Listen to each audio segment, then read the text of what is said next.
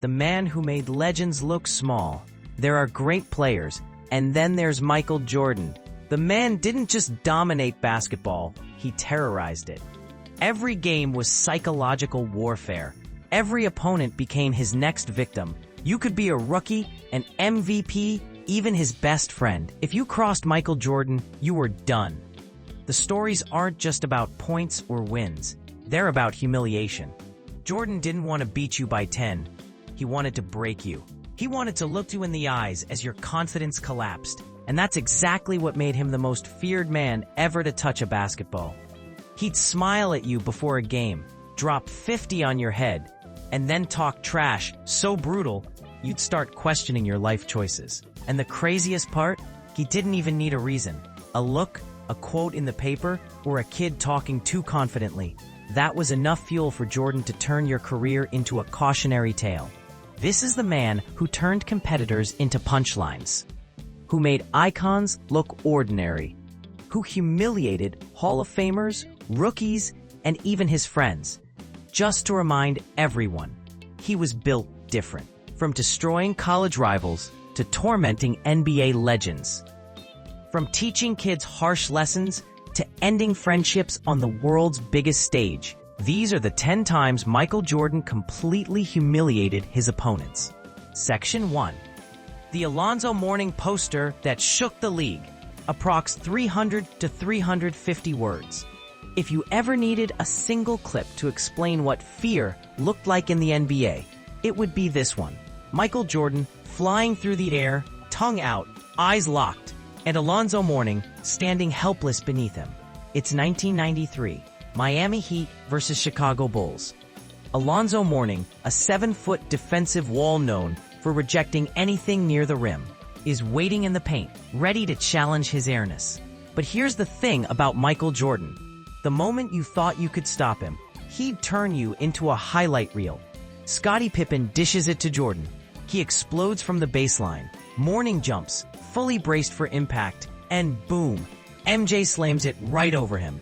Tongue out, eyes glaring. The ball crashes through the hoop, and Alonzo's head drops as the crowd loses its mind. You can see it in Zoe's face, the realization that he just became part of history. Not for a win, not for a block, but for being posterized by the greatest player alive. And what makes this moment even more brutal? Mourning knew it was coming. He'd seen it happen to countless defenders before, but when Jordan attacked, there was no escape. It was like gravity itself was on his side. After the dunk, Jordan didn't even celebrate wildly, he just stared. That cold, confident look said everything. I warned you. For fans, it was electrifying. For players, it was a message. If MJ could humiliate Alonzo Mourning, one of the league's most respected big men, what chance did anyone else have? That single play became a symbol of what made Jordan terrifying. He didn't just score on you. He made sure the whole world remembered it. Section 2. When Michael Jordan schooled O.J. Mayo, the day the GOAT taught a teenager respect. Approx 350 words. In 2006, one high school kid made the biggest mistake of his young life. He trash-talked Michael Jordan. That kid was O.J. Mayo, the #1 ranked high school player in America. He had hype, swagger, and raw talent. And when he got invited to attend Michael Jordan's flight school, a dream camp where kids learned from the GOAT himself, he thought he was about to show MJ what the next generation looked like. At first, it was all smiles, cameras rolling, campers watching, and a confident OJ ready to prove he could hang with the legend. But confidence quickly turned into arrogance. During a scrimmage, Mayo started jawing at Jordan in front of everyone. "You can't guard me," he said. "You're too old now." You could almost hear the collective gasp. Jordan just looked at him, calm, quiet. But inside, something snapped. He leaned over to a staff member and said, "Clear the gym." The cameras went off. The campers left. And then, the lesson began. Jordan went full NJ mode, posting up, hitting fadeaways, locking OJ down on defense. Every possession was surgical, personal, and painful. Mayo tried, but it was hopeless. By the time it was over, He hadn't won a single game. Then Jordan walked up to him, looked him dead in the eye, and said, "You might be the best high school player in the world, but I'm the best player in the world." That line became legendary. It wasn't trash talk. It was a statement of fact. O.J. Mayo later admitted it humbled him for life. He came to Jordan's camp to learn how to fly. Instead, he learned never to disrespect the man who invented flight. That's the thing about Michael Jordan. He didn't care if you were 17 or 37. If you stepped to him, he'd teach you the same painful lesson. Respect is earned, not spoken. Section 3. The Patrick Ewing Curse. 4 decades of humiliation. Approx. 350 words. Some rivalries are friendly. Others are generational. But Michael Jordan's rivalry with Patrick Ewing was something else entirely. It was personal, and it lasted 4 decades. It all started in college, March 29, 1982.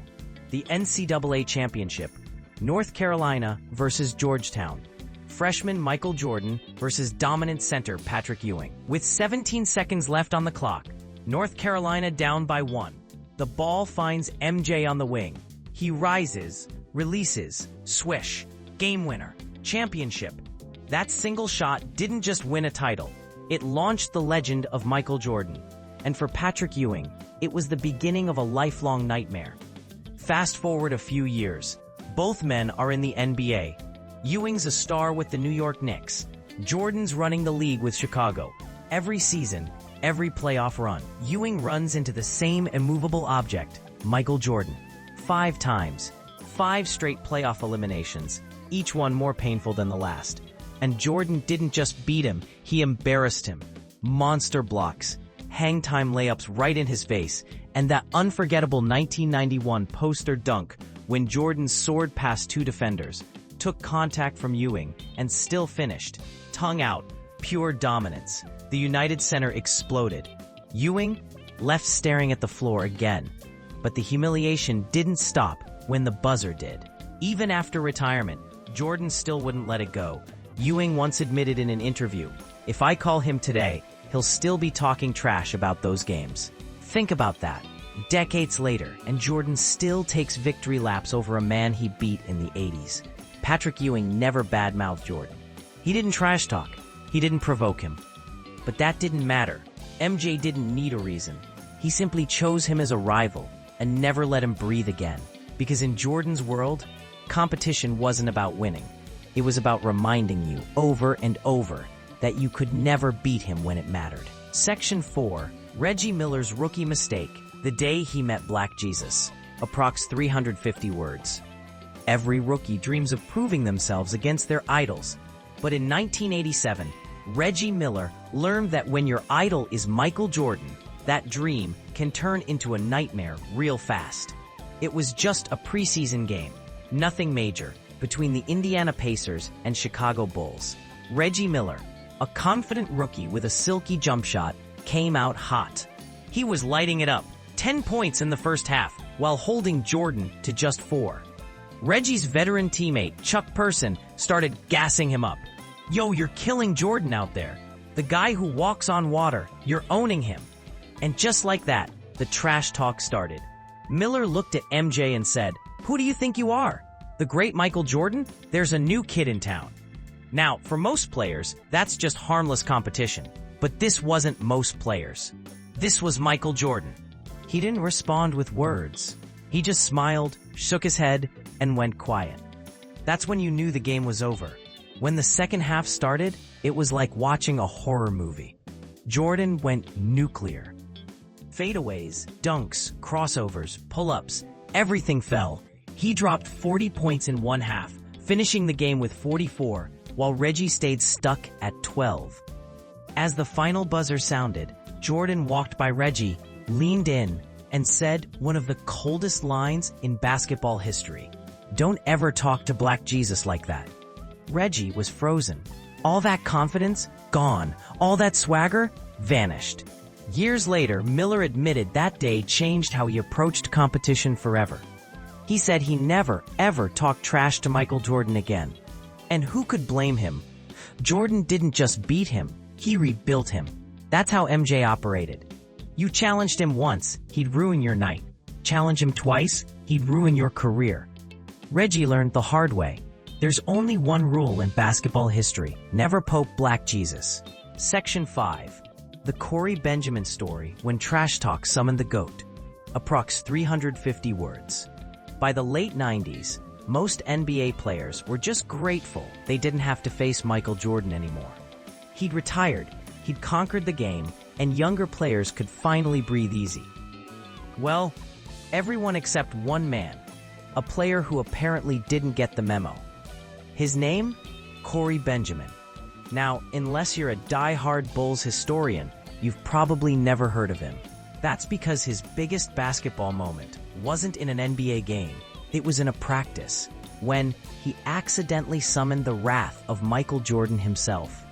In 1999, after MJ's second retirement, Corey Benjamin told the media, "I'm sorry Mike retired, because I was looking forward to beating him one-on-one."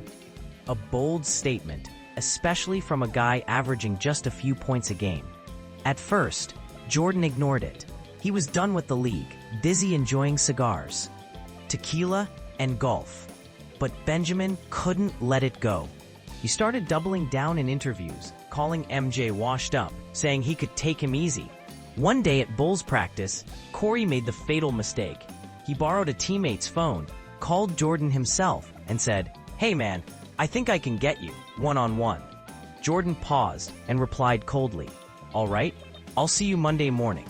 Benjamin thought he was bluffing, but when Monday came, the doors opened, and Michael Jordan walked in. The entire team froze. MJ laced up, no cameras, no mercy, just pure fire. He destroyed Corey Benjamin. Every move, every possession, Jordan turned it into a lesson. Fadeaways, steals, dunks, and when he was done, he barked at the gym, "Don't ever call me out." Everyone just stared, silent, stunned, and maybe a little scared. Benjamin never lived it down. That day, he didn't just lose a game, he lost his dignity. Because when you summon the GOAT, he shows up, and he doesn't leave until your confidence is dead. Section 6. Charles Barkley's costly friendship. The $20,000 trap. Approximately 350 words. Most NBA rivalries are born out of competition, but the story of Michael Jordan and Charles Barkley? That one was born out of betrayal. In the early 90s, Jordan and Barkley were more than just stars. They were best friends, golf buddies, vacation partners, constant trash talkers, but with mutual respect. Until the 1993 NBA Finals, Bulls vs. Suns. And that's when Jordan reminded everyone that friendship ends where competition begins. Before Game 4, Jordan invited Barkley for a friendly round of golf. They laughed, shared cigars, and during the game, MJ handed his friend a gift, a pair of $20,000 diamond earrings. Charles, being Charles, thought it was just a nice gesture, but behind that smile, Jordan had a plan. Later, he told his assistant coach, "Charles won't get in my way the rest of the series. What's 20 grand to me? He thinks we're great friends. I hate that fat bleep." Cold, calculated, and of course it worked. That same night, Jordan went off, dropping 55 points on Barkley's Suns. He didn't just beat him, he buried him. By the time the series was over, the Bulls were champions. Jordan had his third straight ring, and Barkley was left questioning everything. When Barkley later learned what MJ had said, their friendship never recovered. They went from golfing partners to lifelong rivals, and to this day, they've barely spoken. That's the scary part about Jordan. To him, everything, even friendship, was a weapon. If he could use it to gain a psychological edge, he would. Barkley thought they were friends competing for a title. Jordan knew they were enemies competing for legacy, and only one of them was walking away with it. That's not just ruthless, that's Michael Jordan ruthless. Section 7. When Dikembe Mutombo said no, no, no, and Jordan said yes. Few players in NBA history took pride in blocking shots the way Dikembe Mutombo did. At 7'2" with a wingspan that could darken the court, he swatted away dunks like a fly swatter clearing the air, and every time, He'd wag that famous finger and say, "No, no, no." Mutombo was the ultimate rim protector. He had denied hundreds of players, including stars, legends, and high flyers. But there was one player who kept slipping from his list. The one man Mutombo bragged had never dunked on him, Michael Jordan.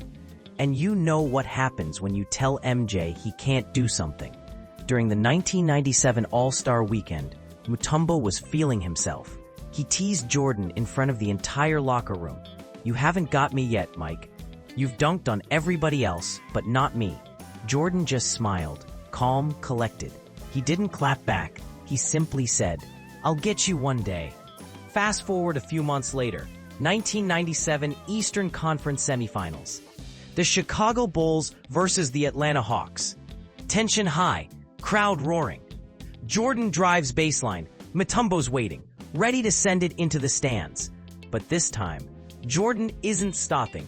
He explodes off the floor, floats past the defender, and throws it down right on Mutombo's head. The crowd erupts like a bomb went off.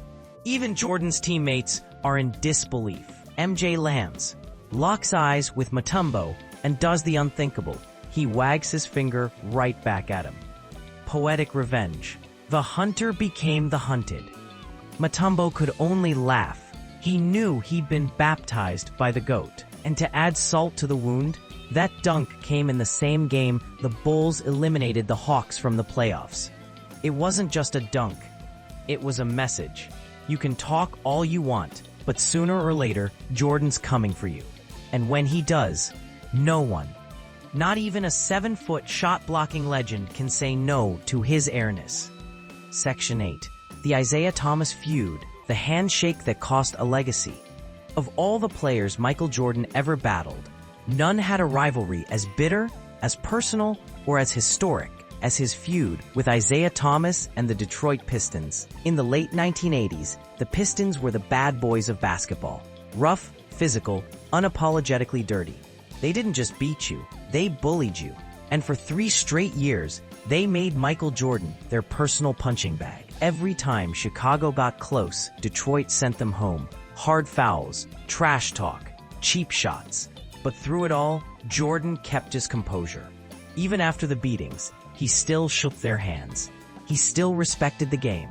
Until 1991, the Bulls had finally evolved. Jordan had grown stronger, wiser, and meaner. That year, Chicago swept the Pistons in 4 games. Total domination. And with just 8 seconds left in Game 4, the Pistons walked off the court. No handshakes. No respect. Just bitterness. It was the ultimate act of disrespect. And you could see it in Jordan's eyes. That moment burned into his memory forever. Afterward, Jordan said, "2 years in a row we shook their hands when they beat us." There's a certain respect to the game that they didn't pay us. But Jordan didn't forget or forgive. He wanted revenge, not just on the court, but on Isaiah's legacy. So, the following year, when USA Basketball began selecting players for the 1992 Dream Team, Jordan made his move. When officials called to confirm his participation, MJ agreed, but under one condition. "I don't want to play if Isaiah's on the team." And that was that. Isaiah Thomas, one of the best point guards in NBA history, was left off the roster. No gold medal, no redemption. His career forever stained by one handshake that never happened. Years later, Isaiah admitted regret. Looking back, yeah, we should have been bigger. But it was too late. Michael Jordan had already rewritten history. He didn't just beat Isaiah on the scoreboard. He erased him from basketball's greatest team ever assembled. Because when you humiliate Jordan, he doesn't just respond. He destroys you. Section 9. The Kobe Bryant Payback. The day the torch was passed. Approximately 400 words. When you grow up idolizing someone, it's only natural to want to surpass them. But when your idol is Michael Jordan, that's not ambition. That's a declaration of war. Enter Kobe Bryant. By the early 2000s, Kobe was already being hailed as the next Jordan. He wore the same number, the same sneakers, even the same attitude. And for Michael, that was personal. In Jordan's final NBA season, 2002 to 2003, His Washington Wizards faced Kobe's Los Angeles Lakers. The game was close, a 1-point Wizards win. But the real story happened after the final buzzer. As the players shook hands, Jordan looked Kobe dead in the eye and said, "You can wear my shoes all you want, but you'll never fill them." Cold. Kobe smiled, but inside he was seething. That one line haunted him. Over the next few months, he went silent. He stopped hanging out with teammates. He spent nights alone in the gym, studying Jordan's every move, every footwork pattern, every fadeaway angle. He wasn't chasing him anymore. He was hunting him. And then came March 28, 2003, Wizards versus Lakers at Staples Center. Jordan's last ever game in LA. From the opening tip, Kobe looked possessed. He hit jumper after jumper, fadeaway after fadeaway. The same shots Jordan had perfected years earlier. By halftime, he'd already dropped 42 points. The crowd was going insane. By the end of the night, Kobe finished with 55 points, outscoring his idol in their final duel and leaving even Jordan nodding in respect. That game wasn't just a performance. It was a ceremony, a passing of the torch from one GOAT to another. Afterward, Kobe reflected, "Everything he said pushed me. I wanted him to see that the lesson stuck." Jordan's words might have humiliated Kobe in the moment, but they also forged him, and that's what made this story different from the others. Every other opponent Jordan humiliated stayed down. But Kobe? He took that humiliation and turned it into greatness. The student didn't just learn from the master, he earned his respect. Section 10, Legacy of Fear, Why No One Messed with Michael Jordan, approximately 400 words. By now, you've heard the stories, the dunks, the trash talk, the humiliation. But here's the truth. What made Michael Jordan terrifying wasn't just his talent.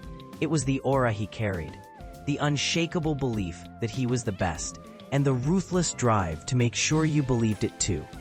Every time Jordan stepped onto the court, the energy changed. Opponents felt it. Fans sensed it. Even referees tightened up. Because when MJ locked eyes with you, you knew he wasn't there to win. He was there to break you. He humiliated rookies like O.J. Mayo for daring to challenge him.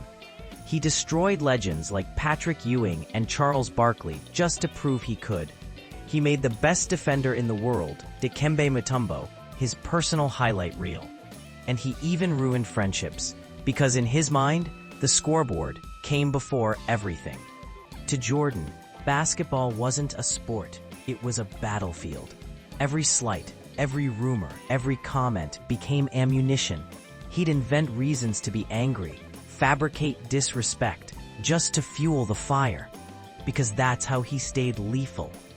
Opponents feared the physical part, sure, but what they really feared was what came after. The look, the stare, that feeling that he owned you, not just in the game, but in your mind, even years after retirement. Players still talk about how facing Jordan haunted them. Some laughed it off, some admitted he scared them, but none ever forgot him. And that's the thing. Greatness fades, but fear leaves scars. Michael Jordan didn't just dominate his era. He defined competitiveness itself. Every generation after him, from Kobe Bryant to today's stars, carries a piece of that obsession, that killer instinct, that refusal to lose. Because MJ didn't just teach basketball. He taught psychology, he taught intimidation.